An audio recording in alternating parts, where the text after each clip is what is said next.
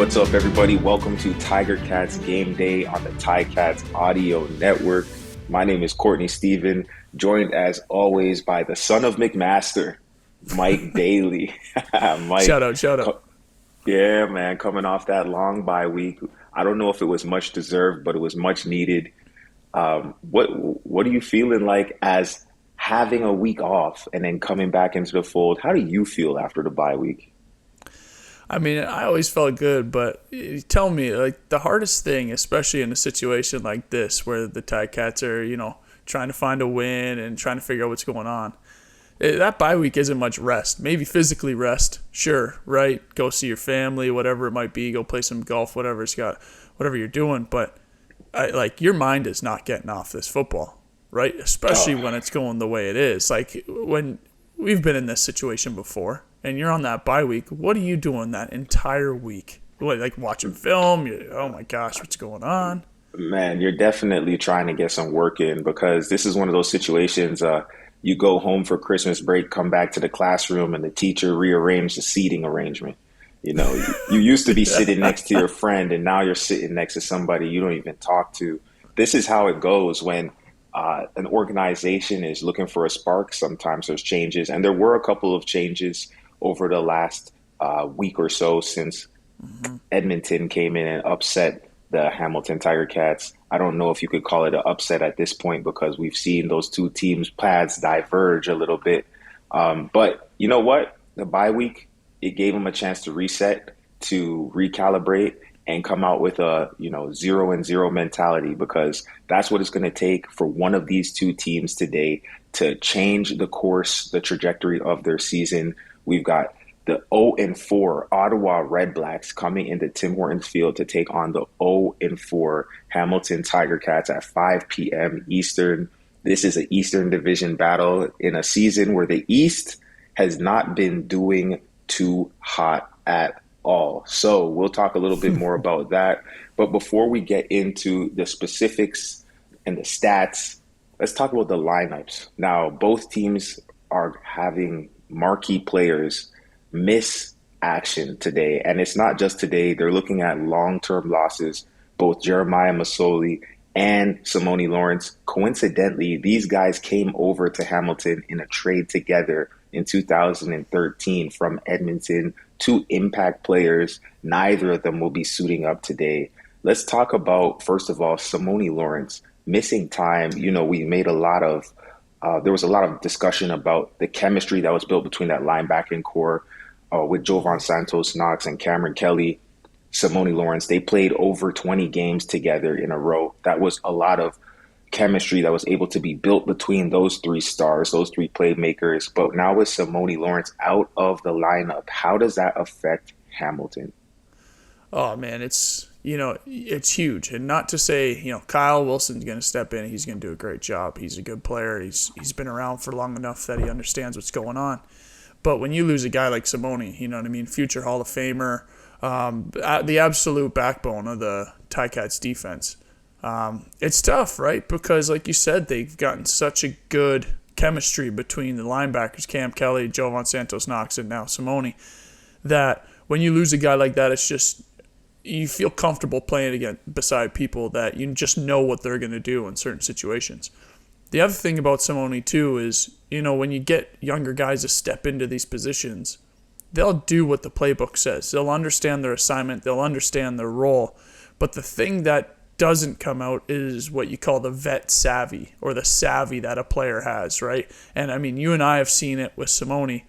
He just understands on, when he's going to drop back in his zone, when to take away a dig, right? But then also be able to plant his foot the second before the quarterback throws it and come down to the check down and hit it for, a gain of 2, as opposed to just being a half step late. Now that check down gets you 6-7 yards and you're in tough on that second down. Just little things like that is where we're going to miss, I think, Simone the most because the Ticats, they've gotten so used to dealing with them right over there and just making those type of plays, right? Like, it's tough to lose a vet guy like that, isn't it?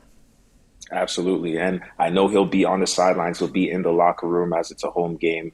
But there's those times when it's second down, it's the fourth quarter, it's critical situation and you need that veteran player to step up and be a voice, just make sure everybody's locked in, dialed in. That's another element that is intangible, but I would be paying close attention to see who raises their game up, who becomes the vocal leader, who's the person who grabs everybody by the face mask and says, listen up, it's time to turn this thing around when the chips are down. So we'll be paying close attention to that storyline.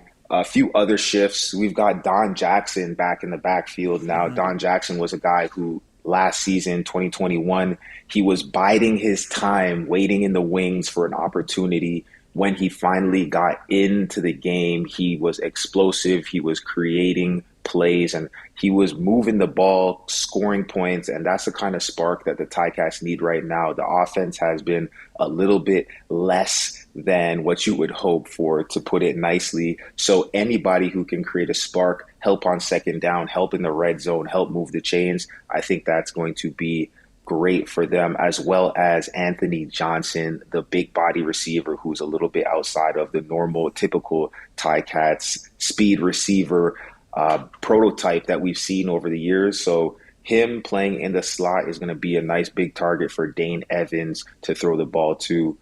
For this Ticats offense, it's important for them to get rolling not only early, but just in general. It's important for them to move the chains. It's important for them to get into scoring position and give themselves a chance to be on the board and play with a lead. If they get behind early, I think it would be tough. So what do you expect from these guys on the offense? Looking at that lineup, what are some guys that you're going to be paying attention to from this Hamilton Tiger Cats offense? Yeah, well, you look also with Alex Fontana in there at center, right? So you put Don Jackson in, and then Alex Fontana comes back at center, which seems to be the guy they want to be the starter, right? Because as soon as he comes back from injury, he's right back in there. So to get Don in there, I think what we're going to be looking for is gain some good yardage. And by good, I mean 4, 5, 6 yards on first down. Whether that's just a typical run, right? We've seen the Ticats when they've been struggling with the run, is, trying to do a lot of the screen games, stuff like that. But Don's just a different guy. Don's a different guy out on the field, and he can make those runs happen on his own, right? And now with the help of that O-line, which kind of seems like it's starting to round out and they're figuring out what's going on, who's going to start, where people are going. I think what we're going to look for is, the Ticats to try to get 4, 5, 6 yards on the first down to make it more manageable, right? Because Dane's throwing the ball well. It's just the turnovers are hurting them, right? And when you get into tough second and long situations, when you get into situations where you're behind, like you were talking about, and you're throwing the ball constantly over and over and over again, at some point those turnovers are going to happen. Right, so to have Don be out there and be able to get a few yards, 4, 5, 6, even with Sean Thomas-Irvington, you'll see him hop into, right, a little change of pace type stuff. But I think that's what I'm looking for with that new lineup is, okay, let's just see if we can help out our second and long offense so that we can get, into second and short situations, just like we were talking last week. It's tough for the defense to deal with that. Absolutely, and I think having Don Jackson in the game with those gentlemen on the offensive line, Van Zyl, Woodmansey, Fontana, Revenberg, and Kelly, they've had a couple of games. Most of them have gotten in there together at this point. I think that gives you a little bit more confidence to call that inside zone, outside zone, the more traditional run plays where you don't have to put the ball in your quarterback's hands and make him a ball carrier more than you need to. We've seen that play work in the past, but we've also seen the demise of the team at the hand of putting the ball in the hands of somebody who's not typically every down rusher when you give it to that quarterback on those outside run plays and whatnot. So I'd love to see the Hamilton Tiger Cats get a heavy dose of Don J early. I think that's something that the doctor ordered. Of course, they've got Seth Small coming in to do the kicking duties. Now, Michael Damagala, he is not out of the game, but he will flip-flop from being the place kicker to being the punter. So there's a little bit of a strategy at play there on the special teams side of the ball. I actually thought that Simon Laurier was doing very well, but obviously when things aren't going the way you want as a team, there are sometimes wholesale changes And then the special teams unit, that's what we're seeing. On the defensive side of the ball, not too much changes outside of Simone Lawrence. You still got Jamal Roll, Alden Darby Jr., Tunde Adeleke, Richard Leonard, Keontae Evans on the back end. Up front, Julian Hauser, Dylan Wynn, Micah Johnson, and Mason Bennett rounding out that defense. Let's go over to the other side of the ball. Ottawa, a ton of familiar faces. And these aren't guys who are just on the team, but I'm talking about some of the most impactful players. Obviously, there's Jeremiah Masoli, who will not be in action. But at center, Darius Sirocco leading an offensive line that's only given up 8 sacks through 4 games, which is good enough for third in the CFL. Then outside, big play Jaylen Acklin.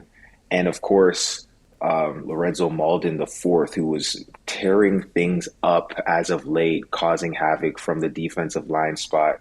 Let's talk about Ottawa and what they bring, what makes them dangerous, because both of these teams, they're 0-4, yet I think if you go in the locker room and ask around, guys could easily point out 3 or 4 plays across those 4 games that would have swung the tide in the other direction. They could have, quote unquote, easily been 2-2, or they could have stolen a win here or there. So these are not terrible teams. These are teams that have not found a way to win yet. But what makes Ottawa dangerous that the Ticats need to pay attention to? Yeah, I think, what makes them dangerous is kind of what's going to hurt them for this game, right? Jeremiah Masoli was playing really well for them, right? And he was keeping them in games. You look at early on, they had those close ones with Winnipeg, right? The BC one was a tough one. But Jeremiah Masoli has really helped that offense out. Now, what makes them tough for this game against the Ticats is they have William Powell. And William Powell, that's what they're going to lean on, right? Just like we were talking about with Don Jackson. With Jeremiah Masoli out and Caleb Evans in, Caleb Evans has some experience, so you still have to be, you have to be wary. He's going to understand where to put the ball. He's going to understand to, be safe with it. When it's time to take a shot. And he can run a little bit too. So, but the problem is we're going to have to stop, the Ticats are going to have to stop William Powell, right? Mm-hmm. Because that's what they're going to lean on with Darius Sirocco up there leading the charge, understanding what the Ticats defense is doing, right? That's another thing, is that if you don't think that Jaylen Acklin, Darius Sirocco, and Lorenzo Malden were sitting in the coaches' rooms this entire week telling them what the Ticats do, how they do it, what their calls are, what their looks are, then you're wrong. That's exactly what they were doing all week, right? And that's what they're going to do. They're going to lean on William Powell to try to run the ball, and then they're going to take their opportunities with Jaylen on the outside. But that's what I'm going to be focusing on is for the Ticats to be able to slow down William Powell to really stifle this Ottawa offense without Jeremiah Masoli in there. Yeah, and you know what? William Powell, proven veteran in this league, tough runner. He can give you a move in space, but also he can be finishing at the point of contact, fall forwards and grab another 2-3 yards. And I would be hesitant to overlook Caleb Evans quickly, because in the CFL, we've seen guys who on paper are not supposed to get it done as a starting quarterback for whatever reason. And then you see the Trey Fords come into the game and get a win for Edmonton, who's struggling on the road. We've seen the David Watford story last year when Hamilton went into Ottawa and they stole one. So there is a parity between teams where if the coaches and the coordinators are able to put the players in positions to make plays, at the end of the day, everybody is a pro. And so I'm going to be interested to see if Caleb Evans can hook up with some of these, quite frankly, really, really, really dangerous receivers that they got, from the Canadian Shaq Evans to RJ Harris to Darvin Adams Jr. and, of course, Jaylen Acklin as well. So that offense has weapons. They cannot fall asleep at the wheel just because Caleb Evans is the one back there calling shots. Now, I know a lot of things have been changing. Let's just quickly talk about some more of the trends. Both of these teams, of course, 0-4 at this point. The Eastern Division as a whole, all right, pending what happens with Saskatchewan and Toronto, the Eastern Division has 2 wins, 14 losses. So the interesting thing there is that if Toronto were to lose to Saskatchewan, whoever wins this game is technically tied for first in the East.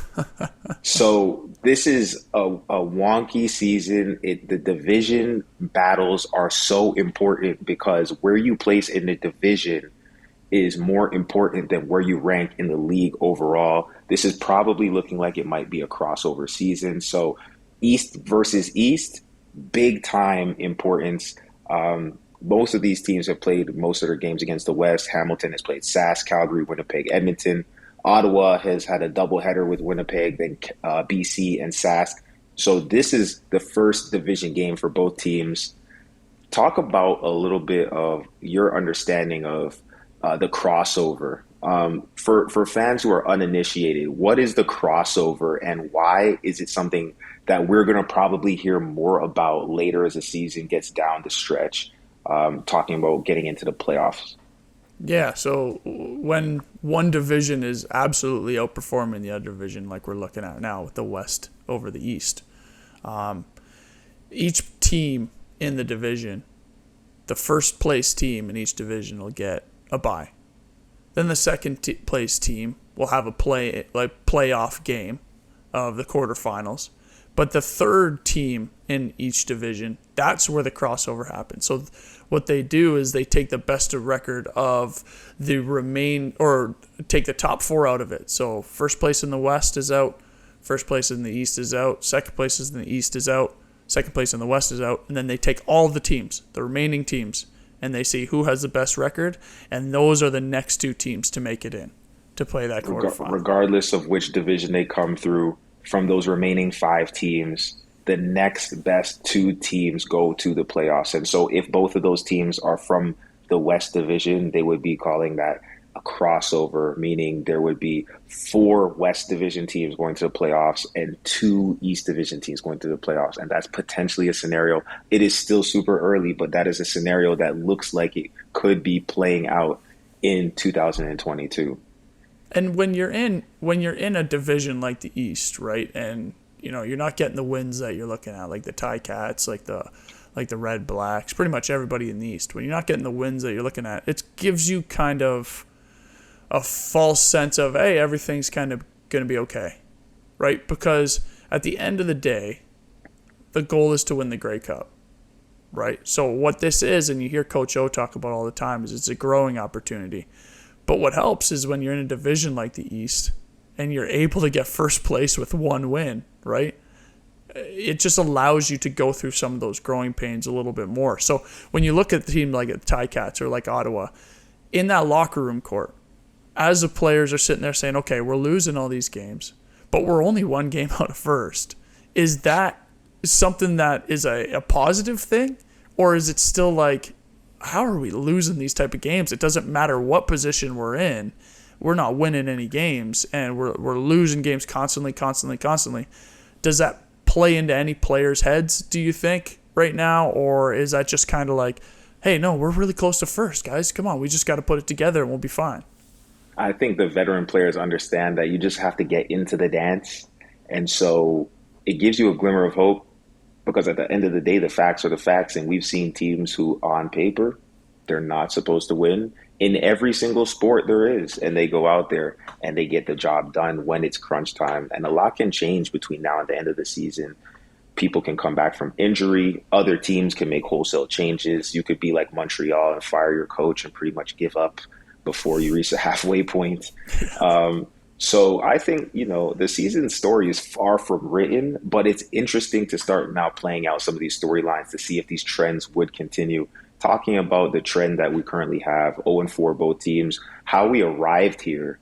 I think there's some interesting stats that tell the story. Hamilton has had 8 chances in the red zone, and they have only scored 1 touchdown in the red zone in 8 chances this season. Not necessarily a recipe for success. Also, on second downs, the CFL, across the CFL, 2 and outs are down from the previous season in 2021, but Hamilton is averaging a whopping 8.1 yards to go on second down, which is leading to a 38.5% conversion rate on second down. So when you're having a hard time winning first down or putting yourself in a position where you have lots of options of play calls for that second down conversion, that's a trickle down effect. That stops you from moving the ball down the field. So if Hamilton is going to win this game, does it start not really from scoring points, but does it start with just being able to stay on the field and move the ball? Or is there something more complicated than that? Am I making it too simple, or is that really where it begins? Yeah, you're absolutely right. It's a field position battle, right? And we were talking about these games where, to get in the red zone is huge because that means points. Anytime you're in the red zone, coaches in the back of their mind to go, okay, the kicker should be able to make this kick here. That's 3 points that I have in my pocket. Now we're going to try to get 6 so that we can further this distance. But that's all field position stuff. So when you're talking about, the special teams and the punter doing well, the defense getting out, 2 and outs, right? Stuff like that, turnovers quick, whatever it might be, those are field position. That helps you win these close games that you've seen the Ticats lose over this time. And like you were saying with the second down problem, right, being able to stay on the field, we need the Ticats need that first down production to be able to really help them out on second down. Because defensively, and you and I have both talked about this many, many times, when a team gets into second and long, so we're talking 8, 9, 10 plus yards, right? The defense can do a lot of different things that help them out and be able to get off the field. So when the Ticats are looking at 2nd and 8 or more, they know that their routes like slants, ins, outs, stuff that are going to break at about 5, 6 yards aren't going to get them the first down unless that receiver is able to catch it and turn it up. But the defense also knows that too. So any of those quick hitters, that's why you'll see on 2nd and long, there's 2 different things that defense does. They drop everybody into the pass to try to cover down all these different lanes, all these different throwing lanes, all the different zones on the field, right? Mm-hmm. Confuse them, come downhill, make plays on the ball. Or they heat them up, blitz everybody, and understand that the only way you're going to be able to throw this ball is quick because we're going to get one more person to you, but you don't have the yardage to go, right? So if you throw the ball quick, you're going to catch it for 5 yards, but we're tackling you, we're off the field, punt the ball away. So that's why the Ticats, they need to get that first down production because defenses are just able to pin their ears back right now and either make plays on the ball or heat Dane up and give them no time at all. So that's what I'm looking for, and that's what, that helps them stay on the field, that helps them get points, and then to score in the red zone, they absolutely need to do that because when you're losing close games like this, field goals aren't going to cut it. You're absolutely right, and moving the ball is the start of it. I think we'd be remiss if we didn't mention the elephant in the room, which is the turnovers that the Hamilton Tiger Cats have been working through, having a couple of close games that ended or the nail was put in the coffin on a sudden change turnover where the defense has scored. There's been a number of games, Winnipeg, where there was a tip ball and that interception by a defensive lineman, run back for a touchdown. Calgary, in overtime, a tip ball intercepted by a linebacker to finish the game. We've had Edmonton stripped, short porch, scoop and score, nail in the coffin. So ultimately, I think protecting the ball has got to be right up there. If it's not the number one, it's 1A on the priority list for the Ticats. Here's a stat. Not really anything to be proud of, but Dane is on a streak, 5 consecutive games with multiple interceptions. So that is something that they're going to want to reel in. I don't think that you want your quarterback to become gun shy, though. And I don't believe Dane would be because he's a guy with a great arm. He's actually been racking up a ton of yards because there are those explosive plays here and there that they're able to get with those awesome receivers they have outside. With Tim White, David Ungerer Jr., now Turnowski in the lineup. But I think really one of the keys to success here is going to be, can the Ticats win the turnover battle? And a phrase we used to say, Mike, correct me if I'm wrong, but the defense has to think that they're playing against Ottawa's defense. And it's not really about, the offense of the Ticats not turning the ball over. but it's more so about, can the Hamilton defense force Ottawa to turn the ball over more than the Ottawa defense can force the Ticats to turn the ball over? Who's going to come out positive on the turnover differential? I think there comes a point where, as a defensive leader on the team, somebody steps up and says, guys, enough is enough. We're not going to stand by. Let's put our hat on the ball, swing for that thing, go up and get the pick, be confident. Somebody take a chance at changing the game. Are you going into this one rolling the dice a little bit more when you see your opportunity as a DB? Are you jumping in front of that dig? Are you going up for the pick with two hands instead of the knockdown? Given the situation, it really can't get much worse. So what is there to lose? Yeah, and I think, they got a bunch of vets out there too at the back end on the DB crew. And I also do believe that with the bye week, especially the situation the Ticats are in, there's a lot more film study. So look for this game for people to be a lot more confident in what they're seeing. So when you talk about jumping routes, when you talk about seeing things before they happen, that kind of stuff, that's all film study. And when you have that bye week before, and I'm talking coaches, I'm talking players, you're that one step ahead. So I think this is a kind of a good little combo for the Ticats to get back on track, because with a lot of extra prep time, you know what I mean, a lot of coaches trying to figure out, okay, what's going to be our focus coming out? We're obviously turning the ball over like you're talking about. We need to figure out how to change that. But I think that when you see that game prep come into fruition, that's when you're going to see those turnovers. And I think right now you're talking about the defense taking chances. Yeah, they need to win that turnover battle, because I know we end up talking about the offense the whole time on these shows, and that's kind of the main focus point. But you're absolutely right. It's up to the defense to turn the ball over. So that turnover ratio, and that's an absolute key critical point to win every single football game, is that turnover ratio. And that is offensive, defense, and special teams. So I think you'll be looking for the defense to try to take advantage of their study of the game prep, the coach's game prep, whatever it might be, but taking some chances early on to get some turnovers. Nice. Yeah, so let's talk about these matchups here individually. A lot of guys, but two new faces, Caleb Evans, Kyle Wilson. It's not often you have a quarterback matchup against a will linebacker, but this season, since they've moved those hashes, I've been beating the table over this thesis that it really has affected the will linebacker more than it has affected the field corner. Bringing the hashes in, the offenses aren't going to recreate themselves and all of a sudden start throwing to one strong 5 out of 10 plays. I think typically the offenses are designed to go into the boundary, into the short side of the field. So now that there's just more space there, their bread and butter is a little bit easier to execute. It's been reflected in some of those second down numbers across the league, less 2-and-outs, more yardage, faster games because people are catching the ball less incomplete.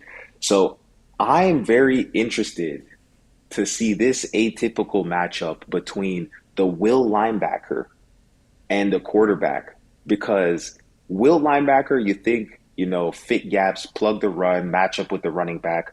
But in the CFL, in the passing game, that linebacker is having to bump out of the box. You're going to have to jam a receiver in the slot. You're going to have to drop into the hook curl zone. You're going to have to be able to relate to slot receivers in pass coverage.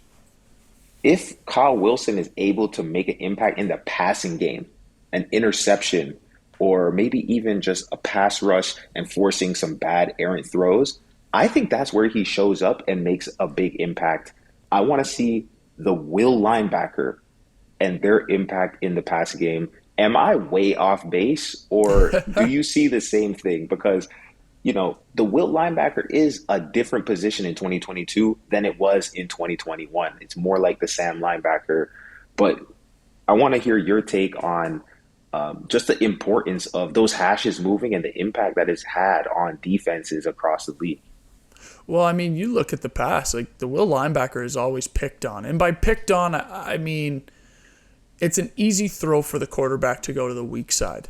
It's not as far. The sideline's right there. Things can happen quickly. You can read things out quickly.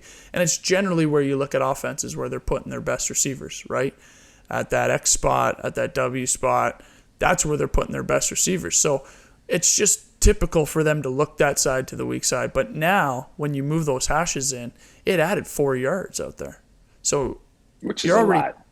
a lot, right? Because you're already picking on that will linebacker, and that's in terms of like high-low, right? So you'll see routes try to go in behind them, and then like I was talking about with Simone being able to play a dig and then come down to the check down. That's the low route in front of them with that check down. And all they're doing is just reading one guy, because that's an easy way for an offense to say, okay, especially in this situation, Caleb Evans, this is going to be our play. You're going to have a dig behind the will, and then you'll have a check down. If the will sits in the dig and he's not giving you it, hit the check down, he'll turn up for 6-7 yards, right? If he takes a check down right away and takes the bait, boom, we're going to throw it in behind him. And then also now we have all this room outside. Make this guy miss, right? If we throw this check down, make this guy miss, there's an extra 4 yards that you have to cover. So as these hashes have shrank and the outside of the field has grown, that weak side and that will linebacker, they're getting picked on more and more and more and more. So now you look at the typical will linebacker spot where, oh, it's stuff the run, stuff the run, stuff the run.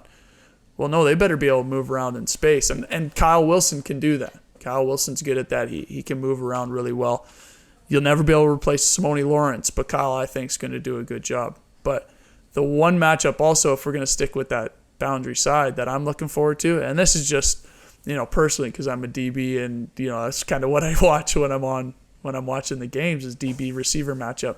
But it's Jamal Roll versus Jaylen Acklin, and the reason for that is they both know each other very, very, very well. And when you know somebody well and you know their tendencies, you know what they do in and out of the breaks or what they do when they're trying to press, this is when you have to start seeing people change it up. Right? And this is a cool thing about the CFL because Hamilton's going to play Ottawa 3 times, right? By the time the season's over. So now you have to really change things up and see how you do things a little bit differently. So I'm very curious to watch that, to see how they use that against each other. How Jaylen Acklin knows what Jamal Roll does, Jamal Roll knows what Jaylen Acklin does, and how they use it against each other and try to get some big plays off of them. No, that would be a great one to watch. Jamal Roll, a guy who's comfortable in press coverage, and we know when the coach calls man-to-man and it's just not my guy, go out there and eliminate him. Those will be the reps we pay closest attention to. I'm sure it's going to be some primetime football action, great athletes on both sides, guys who've made really strong campaigns in the past.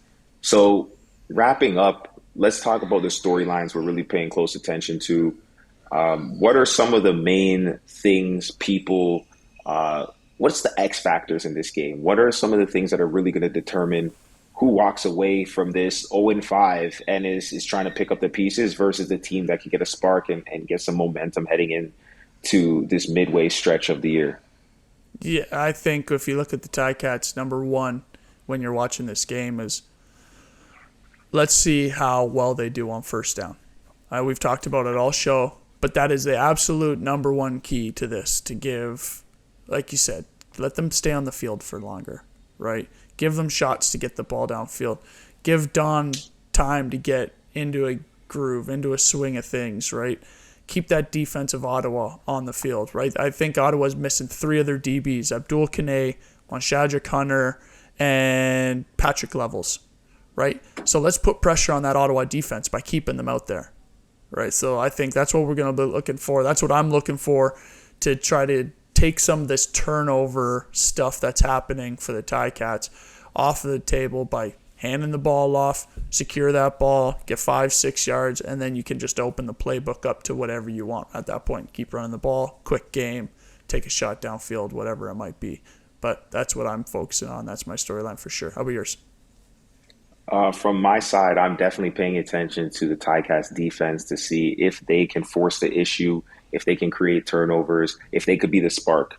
We saw Lawrence Woods the third create a spark with a return touchdown, and how that gave the team a lift, and there's an opportunity to grab that momentum and run with it from the special teams unit.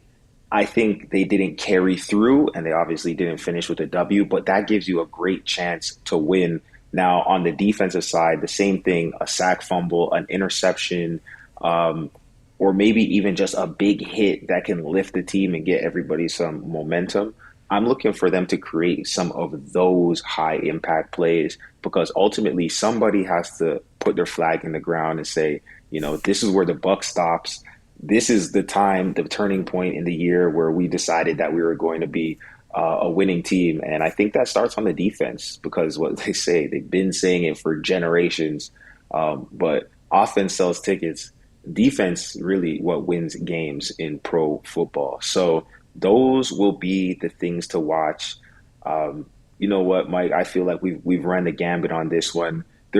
We could talk all day, but I think we need to just let the guys roll the ball out there and see what happens. So 5 p.m. Eastern at Tim Hortons Field in Hamilton, it will be the 0-4 battle. We've got Ottawa coming into town. The return of Jeremiah Masoli, Darius Sirocco, Jaylen Acklin, and the gang coming in there to take on Dane Evans and the hungry Tiger Cats. All right, so make sure you check out the game on the Ticats audio network. Of course, Luke and RJ have the call, but you can tune in earlier and get that pregame show with Bubba and Andy. As always, we appreciate you listening, and we will catch you next week. Take care. It's game day and you're ready. So are we. Let us know your thoughts. Email us at gameday@ticats.ca. Courtney Stephen and Mike Daly are here every game day with their insights into today's game. Subscribe to the Ticats Audio Network on Spotify or wherever you get your podcasts.